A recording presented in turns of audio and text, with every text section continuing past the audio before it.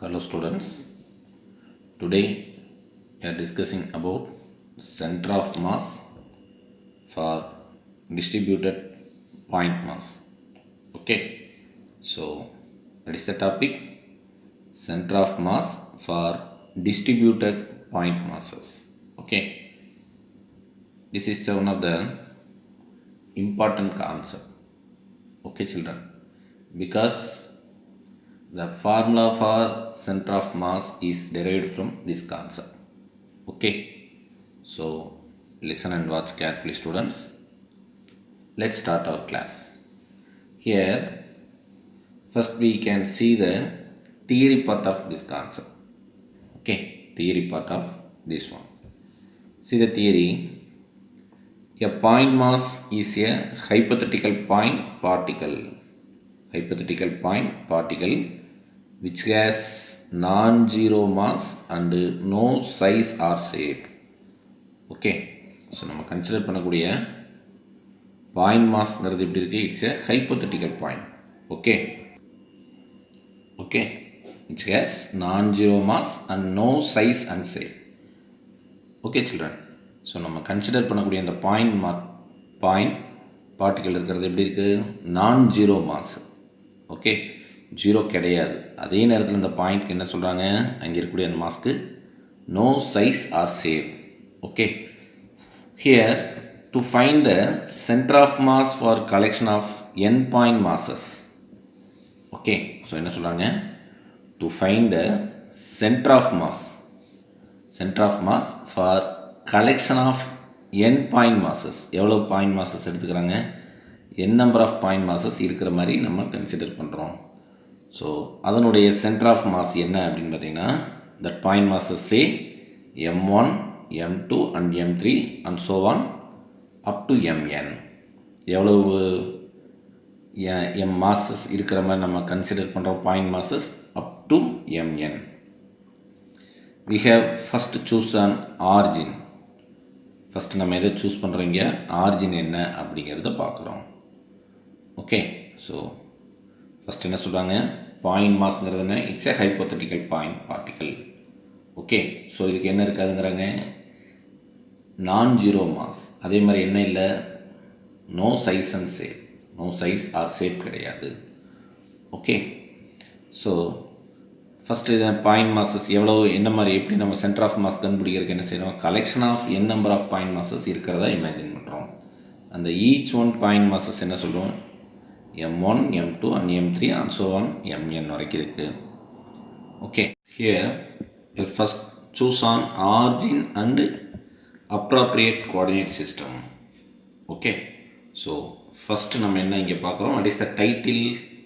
Centre of the mass for distributed point masses.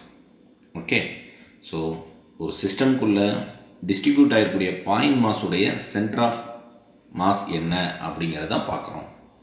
Okay children, are able to understand?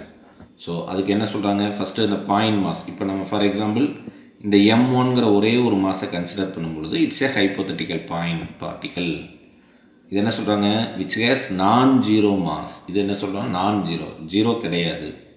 Okay, some values are occur and there is no size or shape. இந்த mass m1ங்கிறதுக்கு எந்த ஒரு சைஸோ ஷேப்போ கிடையாது. So இப்போ நம்ம centre of mass தான் ஃபைண்ட் பண்ணணும். அதை எப்படி கன்சிடர் பண்ணுறோம்? அந்த சிஸ்டம்குள்ளே எவ்வளோ பார்ட்டிக்கல் இருக்கிறதா இமேஜின் பண்ணிக்கணும். We imagine n number of point masses இருக்குது. அந்த n number of point masses தான் we set m1 m2 m3 and so on up to mn வரைக்கும் இருக்குதுன்னு எடுத்துக்கிறோம். ஓகே, ஸோ ஃபஸ்ட்டு எடுத்ததுக்கப்புறம் என்ன செய்கிறோம்? அதோட ஆரிஜின் என்ன? First choose an origin and appropriate coordinate system. அதுக்கு சூட்டபுளாக இருக்கக்கூடிய கோஆர்டினேட் சிஸ்டமை சூஸ் பண்ணுறோம். One coordinate system like A, for example இங்கே பாருங்கள் என்ன எடுத்துக்கிறாங்க? என்ன கோஆர்டினேட் சிஸ்டம் எடுத்துக்கிறோம்? X coordinate system. அப்போ எல்லா பார்ட்டிகள் எங்கே இருக்கிற மாதிரி இமேஜின் பண்ணுறோம்? Only in X axis. So that is x1 x2 x3 up to xn வரைக்கும், because n number of masses இருக்குது. ஓகே, ஸோ அந்த x coordinates are the position of this point masses in x direction from the origin. So from the origin இருந்து எல்லாமே எப்படி இருக்குது sir பாருங்கள். இந்த டயக்ராமில் பார்த்தீங்கன்னா எக்ஸுடைய ஆரிஜின், இது நாட் ஒன்லி எக்ஸ் ஆரிஜின் ஒய்க்கும் அதே தான், இஜெட்டுக்கு அதே தான். இப்போ எக்ஸுடைய ஆரிஜின்லேருந்து எல்லா மாசஸ் இங்கே இருக்கிற மாதிரி நம்ம இமேஜின் பண்ணிக்கலாம். ஸோ இந்த டயக்ராம் வந்து ஒரு காமன் டயக்ராம். எதுக்கு sir? Centre of mass for distributed point மாசஸ்க்கான ஒரு காமன் டயக்ராம். ஓகே, எக்ஸில் இருக்குது அப்படின்னா எல்லாமே எக்ஸ் ஆக்சிஸில் இப்படி இருக்கும். M1 இங்கே இருக்கும், M2 M3 இந்த மாதிரி டிஃப்ரெண்ட் ஆக்சிஸில் இருக்கும். ஓகே, ஸோ இதுதான் இங்கே சொல்லுவாங்க. நெக்ஸ்ட் நம்ம என்ன செய்கிறோம்? இப்போ எக்ஸ் கோஆர்டினேட்ஸில் இருக்கக்கூடிய சென்டர் ஆஃப் மாஸ் என்ன, ஒன்லி இன் எக்ஸ் கோஆர்டினேட்ஸ்க்கு என்ன அப்படிங்கிறது பார்க்குறோம். அதுக்கான ஈக்குவேஷன் தான் இங்கே இருக்குது. ஃபஸ்ட்டு பாருங்கள், the equation for X coordinate of the centre of mass, that is x center of mass in x coordinates, that's equal to summation of mi into xi. Okay, so இங்கே இருக்கக்கூடிய x மட்டும் எடுத்துக்கிறோம், divided by sum of mi. What is i? I is the Cartesian coordinates for x. Okay, so எக்ஸ்க்கு இருந்தோன்னா i j k நம்ம represent பண்ணுவோம். xனா i, ஒய்னா ஜே, ஓகே, இசட்னா கே. ஓகே ஸ்டூடெண்ட்ஸ், ஸோ இதை நம்ம ஃபாலோ பண்ணுவோம். ஸோ எக்ஸுங்க போகும்போது நம்ம ஐயை சூஸ் பண்ணிக்கிறோம். அப்போ summation of M into X I. Okay, so இந்த எக்ஸுங்கிறது என்ன சொல்லுவாங்க? டிஸ்டன்ஸ் சொல்லுவாங்க. ஒவ்வொரு distance x1 x2 x3 x4 ஆரிஜின்லேருந்து என்ன டிஸ்டன்ஸ் அப்படின்னு சொல்கிறது அந்த x. What is this Mi? அப்போ M1 அப்படின்னா ஆரிஜின்லேருந்து எவ்வளோ டிஸ்டன்ஸ் x1, அடுத்து M2. ஸோ இந்த மாதிரி டோட்டல் இதையும் ஆட் பண்ணி சொல்கிறது தான் summation of, divided by this one is total mass. Okay, so இங்கே கொடுத்துருப்பாங்க பாருங்க, this is the total mass where summation of mi is the total mass of the all the particles, total mass of the all the particles. So just you substituting here, summation of mi is denoted capital M because capital M is the total mass. Okay children, similarly we can also find in y direction and z coordinates system. Okay, so அதை நம்ம எடுத்து center of mass கண்டுபிடிக்கும் பொழுது y in center of mass, that's equal to summation of mi yi divided by total mass. in terms of z இது மாதிரி எழுதலாம். Okay, so இப்போ இந்த 3 கோஆர்டினேட் சிஸ்டமுக்கும் செப்பரேட்டடாக எக்ஸில் இருக்கும் பொழுது என்ன சென்டர் ஆஃப் மாஸ்க்கான ஃபார்முலானா திஸ் ஒன், ஒய் டைரெக்ஷனில் இருக்கும் பொழுது இது, இஜெட்டுக்கு இந்த ஜஸ்ட் என்ன இந்த டிஸ்டன்ஸ் மட்டும் சேஞ்சஸ் இருக்குது. ஓகே, ஐங்கிறது என்ன காம்பனண்ட், என்ங்க சொல்ல மாதிரி ஐங்கிறது நம்ம இங்கே எடுத்துக்கிறோம். Okay, so the position of center of mass of this point masses in Cartesian coordinates in general நம்ம எப்படி இதை ரெப்ரசன்ட் பண்ணுறோம்னா position of center of massங்கிறது தான், this is the position of center of mass, that is summation of mi into ri divided by total mass. Okay, this is the position of center of mass in distributed masses, point masses. ஹெட்டிங்கில் நம்ம பார்த்தோம்னீங்க, அதுக்கான formula தான் இப்போ நம்ம சொன்ன அந்த இது. Okay, centre of mass for distributed of point மாஸ்க்கான expression தான் this one. Here what is RCM, that is இந்த 3 ஆட் பண்ணிங்க, XCM இன் I கேப் பார்த்தீங்கன்னா இங்கே தெரியும், X centre of mass in X direction, center of mass in y direction and center of mass in z direction. இந்த 3 add பண்ணினா தான் position of center of mass for distributed of point mass. Okay, so தான் இங்கே கொடுத்துருக்காங்க. Okay children, that's all. This is the center of mass for distributed of point masses. Okay, this formula is very important one. Okay, see the next one, that is center of masses of 2 point masses. Students, it is the next one, that is center of mass of 2 point masses. So ஒரு சிஸ்டமில் நம்ம என்ன consider பண்ணுறோம், only 2 point masses மட்டும் இருக்கக்கூடிய ஒரு system consider பண்ணுறோம். அதுக்கு சென்டர் ஆஃப் மாஸ்க்கான ஈக்குவேஷன் எப்படி இருக்கும் அப்படிங்கிறத நம்ம நெக்ஸ்ட்டு பார்க்க போகிறோம். சில 3 கேசஸ் வந்து இங்கே கொடுத்துருப்பாங்க, 3 cases are here. Okay, so listen carefully. with the equation for center of mass எதுக்கு sir 2 point massesக்கு let us find the center of mass of 2 point masses we take that is m1 and m2 which are at the position of x1 and x2 respectively in x-axis. Okay, so இப்போ இந்த டயக்ராமில் இருக்கிற மாதிரி நம்ம imagine பண்ணிக்கிங்க. Okay, so this is x-axis, this is y. So ரெண்டு masses, two masses m1 and m2 are placed in x-axis. Okay, what is x1? It's a distance from origin in m1. m1 உடைய distance எங்கிருந்து sir from origin. நல்லா அதை ஞாபகம் வச்சுக்கணும். x1ங்கிறது is distance between origin and m1. That means the mass m1 is located from the origin is x1. What is the next one? That is m2. m2. So m2ங்கிறது எவ்வளோ டிஸ்டன்ஸில் இருக்குது? ஆரிஜின்லேருந்து x2ங்கிற டிஸ்டன்ஸில் இருக்குது. ஓகே, ஸோ அதை தான் இங்கே சொல்லுவாங்க. We can express the position of center of mass in the following three ways based on their choice of the coordinate system. Choice of the coordinate system வச்சு நம்ம என்ன செய்யலாம்? மூணு இதை சொல்ல முடியும். ஃபஸ்ட் கேஸ் பாருங்கள் என்ன? when the masses are on positive x-axis. First case என்ன sir? when the masses are positive x-axis. அதான் நம்ம இங்கே பார்த்தோம். ஸோ டூ மாசஸ்மே எங்கே இருக்குது சார் அப்படின்னு பார்த்தீங்கன்னா this is positive x-axis, this is negative x-axis. So positive x-axisல ரெண்டு மாஸ் இருக்கும் பொழுது அதனுடைய சென்டர் ஆஃப் மாஸ் எப்படி இருக்கும் அப்படிங்கிறத பார்க்குறோம். இந்த டாபிக் ஃபுல் அண்ட் ஃபுல் என்ன சார்? ரெண்டு பாயிண்ட் மாசஸை மட்டும்தான் கன்சிடர் பண்ணுறோம். One is m1 and another one is m2. Okay, so பாருங்கள் என்ன சொல்கிறாங்க. அப்போ எக்ஸ்பிரஷன் எப்படி மாறும்? xcm, what is xcm? center of the distance from origin to center of mass வரைக்கும் இருக்கக்கூடிய டிஸ்டன்ஸ் தான் xcm.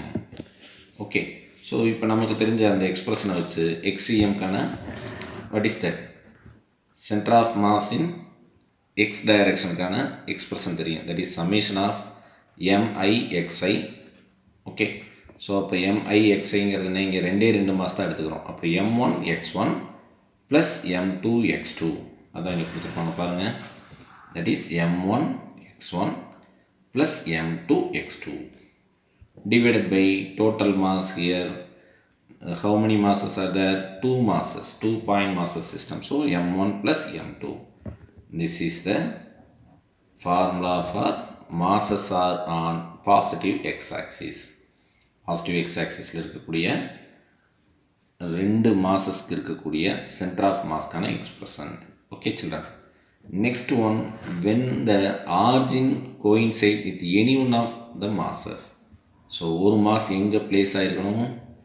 ஆரிஜினில் பிளேஸ் ஆகிருக்கணும். ஒரு மாஸ் எங்கே சார் பிளேஸ் ஆகிருக்கணும்? ஆரிஜினில் ஒரு மாஸ் இருக்குது, இன்னொரு மாஸ் ஒரு செர்டைன் டிஸ்டன்ஸில் இருக்குது. ஸோ அப்போ சென்டர் ஆஃப் மாஸ் என்ன அப்படிங்கிறத நம்ம இங்கே பார்க்கணும். நெக்ஸ்ட் டயக்ராமில் இங்கே கொடுத்துருப்பாங்க. ஸோ அப்போ m1ங்கிற மாஸ் எங்கே இருக்குது சார்? பாருங்கள், ஆரிஜினில் இருக்குது. Another one mass same positive x-axisல ஆரிஜின்லேருந்து x2ங்கிற டிஸ்டன்ஸில் இருக்குது. இங்கே x1ங்கிறது இல்லை. ஏன் சார்? x1ங்கிறது என்ன sir? The distance between origin and mass m1. But இங்கே அது இல்லை தானுங்க. ஏன் சார்? Because m1 is placed in origin but m2 is placed in certain distance from the origin. Okay, now the particular point, what is centre of mass? அப்போ centre of mass என்ன அப்படின்னு கண்டுபிடிக்கணும்னா நம்ம என்ன செய்கிறோம்? அதே ஃபார்முலா x1ஓட வேல்யூ 0 போட்டுக்குவோம். அதே xcm தான், பட் என்ன செய்யணும் சார்? இங்கே 0 போட்டுக்குவோம். m1 into 0. What is this? This is the x1. x1ஓட value 0 plus m2 into x2. m2 into x2 இருக்கு இல்லைங்க இங்கே. m2 into x2. Okay, by total mass. Total மாஸில் சேஞ்சஸ் இல்லை. m1 plus m2. இப்போ இந்த டேர்ம் ஃபுல்லாக 0 வரதுனால நம்ம என்ன செய்யலாம்? ஃபார்முலாவை ஃபர்தராக சிம்பிளிஃபை பண்ணோம்னா m2 x2 by m1 plus m2. Okay, so this is the center of mass expression for origin coincide with any one of the masses. Okay, what is the third case? That is when the origin coincide with the center of mass itself. So center of mass ஆரிஜினில் இருந்தால் என்ன expression அப்படிங்கிறத நம்ம பார்க்கணும். Okay, அப்போ m1x1ம் m2x2வும் equal டிஸ்டன்ஸில் இருந்தால் centre of mass வந்து 0வாக இருக்கும். ஓகே, அதை தான் இங்கே பார்க்க சொல்லுவாங்க. இந்த டயக்ராமில் பார்த்தீங்கன்னா தெரியும், தேர்ட் டயக்ராமில் கொடுத்துருப்பாங்க. ஓகே, இது தேர்ட் டயக்ராம். இந்த டயக்ராமில் பாருங்க தெரியும், சென்டர் ஆஃப் மாஸ் ஆரிஜினில் இருக்குது. அப்போ m1x1 ஜீரோவிலேருந்து, அதாவது ஆரிஜின்லேருந்து x1 டிஸ்டன்ஸில் m1 இருக்கும், ஆரிஜின்லேருந்து x2 டிஸ்டன்ஸில் m2 இருக்கும். அப்போ ரெண்டுமே ஈக்குவலாக இருந்தால் சென்டர் ஆஃப் மாஸோட வேல்யூ 0. அதுதான் இங்கே சொல்லுவாங்க பாருங்கள். If the origin of the coordinate system is made to coincide with center of mass, அந்த coordinate system உடைய origin center of mass உடைய coincide ஆகிருக்கும். Then center of mass in x direction is 0 and mass m1 is found to be on the negative x axis. Negative X ஆக்சிஸில் இருக்குது. Direction எப்படி இருக்குங்க, இது negative X axis. At the same time this is positive X axis. Okay children, so அதுதான் இங்கே சொல்கிறாங்க. So அப்போ centre of மாஸோட வேல்யூனா எக்ஸிஎம் 0 போட்டிங்கன்னா m1 into x1 minus x1 plus m2 into x2 divided by total mass. So 0 equal to m1 into x1 minus x1 plus m2 into x2. Okay, இங்கே என்ன sir பண்ணுறோம், just இந்த டேமை cross multiply பண்ணுங்கள், இங்கே 0 ஆயிரும்.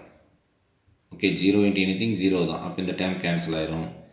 இந்த modify பண்ணி 0 இந்த டேம் அப்படிங்கிட்டு கொண்டு போனீங்கன்னா m1x1 that's equal to m2x2. Okay, இதுதான் இங்கே கொடுக்குறாங்க. ஸோ இதான் இன்னும் நம்ம 10th நம்ம படிச்சிருக்கக்கூடிய equation for principal of moments. m1x1 equal to m2x2. நீங்கள் 10th நம்ம படிச்சிருக்கக்கூடிய பிரின்சிபல் ஆஃப் மூமெண்ட்ஸ்க்கான expression. Okay, that's all. So நம்ம பார்த்த அந்த 3 கேஸஸ்க்கான டிஃப்ரெண்ட் டயக்ராம்ஸ் இங்கே இருக்கும். பேஜ் நம்பர் 211 ஜஸ்ட் நீங்கள் செக் பண்ணி பாருங்கள். Okay children, that's all. See the next one. Students, next we can see the one example problem, okay, related to 2-point masses concept. Okay, see the question first. 2-point masses, one is m1, that value of m1 is 3 kilogram and another one is m2 is 5 kilogram. Just you see this image you understand the masses value because m1 is smaller and m2 is some greater value. Okay, so அந்த மாதிரி தான் நம்ம எடுத்துக்கிறோம். இங்கே பார்த்தீங்கன்னாலும் அதே மாதிரி தான் இருக்கும். ஸோ m1ங்கிறது little bit smaller compare to m2. Okay, are at 4 meter and 8 meter from the origin of x-axis. So this is x1 value, this is x2 value. அப்போ ஆரிஜின்லேருந்து இந்த 3 கிலோகிராம் மாசு 4 மீட்டர் டிஸ்டன்ஸ்லேயும், இந்த 5 கிலோகிராம் மாசுங்கிறது ஆரிஜின்லேருந்து 8 மீட்டர் டிஸ்டன்ஸ்லேயும் locate ஆகிருக்கு. இப்போ என்ன sir question, locate the position of centre of masses of 2 points from the origin and from 3 kilogram of masses. Okay, so அப்போ இங்கே என்ன கேட்குறான், என்ன கண்டுபிடிக்க சொன்னாங்க, ஃபஸ்ட்டு கேஸ் நம்ம பார்த்தோம். என்னது, that is when the masses are on positive x-axis. So ரெண்டு மாஸுமே பாசிட்டிவ் x-axisல இருக்கும் பொழுது அதனுடைய சென்டர் ஆஃப் மாஸ் என்ன, அதுதான் நம்ம இங்கே பார்க்குறோம். ஓகே சில்ட்ரன், ஸோ அதான் டயக்ராம் நீங்கள் காட்டுறாங்க பாருங்க. அப்போ 2 masses are placed in positive x-axis. Okay, now we find the center of mass value. First, the distance of first point masses is origin from 4 meter. Okay, next one, the 5 kilogram masses is distance from origin at 8 meter. Okay, now what is the formula for this case? That is this one, xcm equal to m1x1 plus m2x2 divided by m1m2. Okay, all data are available. This m1 value and m2 value, x1 x2 value, just you substitute. That is the value of m1, that is 3 kilogram. The distance of m1 from origin is 4 meter plus second mass of the second mass, that is 5, into distance, that is 8 meter, divided by total mass. So 3 into 4 12, 5 into 8 40, 12 plus 40 52, 3 plus 5 is equal to 8. Just you divided this time we get 6.5 meter is the center of mass locate ஆயிருக்கூடிய distance. எங்கே இருந்து sir? From ஆரிஜின்ல இருந்து X ஆக்சிஸில் இந்த ரெண்டு mass உடைய centre of mass இருக்கக்கூடிய distance 6.5 metre. Next என்ன sir எடுத்துக்கிறோம்? ஒரு மாசஸ், அதாவது when the origin coincide with any one of the masses. So அப்போ இந்த 3 கிலோகிராம் மாஸ் எங்கே இருக்கிறதா கன்சிடர் பண்ணுறோம்? ஃப்ரம் 3 கிலோகிராம் தானே. அப்போ ஆரிஜினில் இந்த 3 கிலோகிராம் மாஸ் லொக்கேட் ஆகிருக்கு. ஸோ அதை நெக்ஸ்ட் டயக்ராமில் காட்டுறாங்க பாருங்கள். ஓகே, ஸோ இங்கே இருந்து எவ்வளோ டிஸ்டன்ஸில்? இந்த 4 மீட்டர் டிஸ்டன்ஸில் இருக்கக்கூடிய மாசஸ் என்ன சொல்கிறாங்க? 5 கிலோகிராம். சார் 8 மீட்டர் டிஸ்டன்ஸ் சொன்னாங்கல்ல சார், அதுதான் நம்ம இங்கே பார்க்க போகிறோம். பாருங்கள், x1 value 0 and the position of 5 kilogram point masses is 4 meter from the shifted to origin. ஏன் சார் அதை சொல்கிறோம் அப்படின்னா, இது பாருங்கள், இப்போ இந்த டயக்ராம்னு நம்ம அண்டர்ஸ்டூட் பண்ணிக்கலாம். என்ன நடக்குது சார்? இப்போ இந்த 3 கிலோகிராம் இங்கே போயிடுச்சு. அப்போ 4 மீட்டர் மைனஸ் ஆயிடுச்சு. ஆட்டோமேட்டிக்காக இந்த 5 கிலோகிராம் மாஸ் எங்கே வந்துடும் சார்? இந்த இடத்துக்கு வந்துடும். இங்கேயே இருந்தாலும் தப்பு இல்லை சார். ஓகே, பட் நம்ம என்ன இங்கே இமேஜின் பண்ணுறாங்க, இந்த 5 கிலோகிராம் மாசு 4 மீட்டர் இங்கே டிக்ரீஸ் ஆகிறதுனால இந்த பிளேஸ்க்கு வர்றதா எடுத்துக்கிறோம். ஓகே, ஸோ அதை தான் இங்கே காட்டுறாங்க. அப்போ ஆரிஜின்லேருந்து 4 மீட்டர் டிஸ்டன்ஸில் இருக்குது. ஓகே, ஸோ இப்போ என்ன formula? we know that formula, that is xcm equal to m2 x2 by m1 plus m2. Because இங்கே நம்ம அதை சிம்பிளிஃபை பண்ணுவோம். x1ஓட வேல்யூ 0ன்னு சிம்பிளிஃபை பண்ணுறதுனால கிடைக்கக்கூடிய எக்ஸ்பிரஷன் தான் இந்த இது. xcm equal to m2 x2 divided by m1 plus m2. இப்போ நம்ம இந்த டேட்டாஸை சப்ஸ்டியூட் பண்ணியிருப்பாங்க. சப்ஸ்டியூட் பண்ணி சிம்பிளிஃபை பண்ணும் பொழுது நமக்கு என்ன கிடைக்கிது சார்? 2.5 மீட்டர் கிடைக்கிது. எவ்வளோ கிடைக்குதுங்க? 2.5 மீட்டர் கிடைக்குது. ஸோ இது ரெண்டு அவங்க என்ன சொல்கிறாங்க? இதோட ரிசல்ட்லேருந்து நம்ம என்ன தெரிஞ்சுக்கிறோம்? This result shows that the centre of mass is located closer to larger mass. இப்போ லைட்டர் மாஸ் பார்க்கும்பொழுது, லைட்டர் மாஸ் ரெண்டு பார்க்கும்போது சென்டர் ஆஃப் மாஸ் எவ்வளோ டிஸ்டன்ஸு? 6.5 மீட்டர் ஃபேராவில் இருக்குது. பட் க்ளோசர் எது சார்? அந்த ஹையர் மாஸ் இருக்கக்கூடியது 5 கிலோகிராம் இருக்கக்கூடிய மாஸ் வைக்கும்பொழுது சென்டர் ஆஃப் மாஸ் எப்படி இருக்குது? க்ளோசர் டு லார்ஜர் மாஸ்க்கு இருக்குது. ஓகே, ஸோ அப்போ பிரின்சிபல் மூமெண்ட் என்ன இருக்கும்? ஆரிஜின் ஷிஃப்ட் ஆனதுனால principal moment m1 x1 equal to m2 x2. Just m1 value x2 value ரெண்டே எல்லாம் சப்ஸ்டியூட் பண்ணி சிம்பிளிஃபை பண்ணாலும் ரெண்டு ஈக்குவலாக தான் வரும். 7.5. That's all. ஜஸ்ட் இங்கே நெக்ஸ்ட் ஒன் என்ன கொடுத்துருப்பாங்கன்னா கம்பேரிசன் கொடுத்துருப்பாங்க. அதை நீங்களே ஜஸ்ட் ரீட் பண்ணி பாருங்கள், அண்டர்ஸ்டூட் பண்ணிக்கலாம். when where compare the two cases, case 1 and case 2, that is 2.5 meter from 3 kilogram masses could also obtain subtracting 4 meter. It's a homework, just you check it, this one. Okay children, that's all. So today's class gets over, students. Today we are discussing two topics. First one is the center of mass for distributed point masses. Okay, so அதிலிருந்து தான் center of massக்கான formula derive பண்ணுவோம். X ஆக்சிஸில் centre of மாஸுடைய location என்ன, position என்னங்கிறத find பண்ணுறோம். ஆரிஜின்லேருந்து எவ்வளோ டிஸ்டன்ஸில் இருக்குது. அதே மாதிரி not only X axis, Y axis, Z ஆக்சிஸ்க்கு நம்ம பார்த்தோம். ஓகே சில்ட்ரன், நெக்ஸ்ட் ஒன் என்ன? We are same concept but 2 point masses cases. 2 point masses கேசஸ்க்கு சென்டர் ஆஃப் மாஸ்க்கான எக்ஸ்பிரஷன் என்ன, அதுக்கு ஒரு எக்ஸாம்பிள் சம் ஒன்று பார்த்தோம். Okay, that's all. Thank you, students.